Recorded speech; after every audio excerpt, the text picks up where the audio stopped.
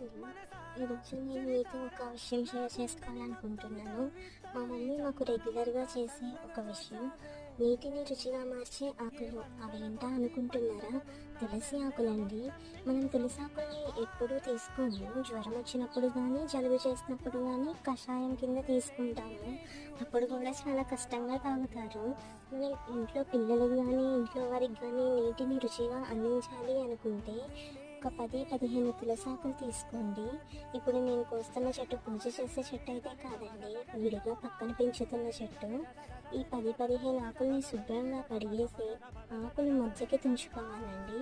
తుంచిన ఆకుల్ని నీరున్న బిందెలో కానీ కుండలో కానీ వేసుకొని నైట్ అంతా వదిలేసేయాలండి. మార్నింగ్ కల్లా మనకి తులసి ఆకుల రసం నీటిలోకి దిగి రుచి సువాసన మారిపోతాయి. ఇలా తాగటం వల్ల స్ట్రెస్ రిలీఫ్ ఉంటుందండి. ట్రై చేసి కమెంట్ బాక్స్లో కమెంట్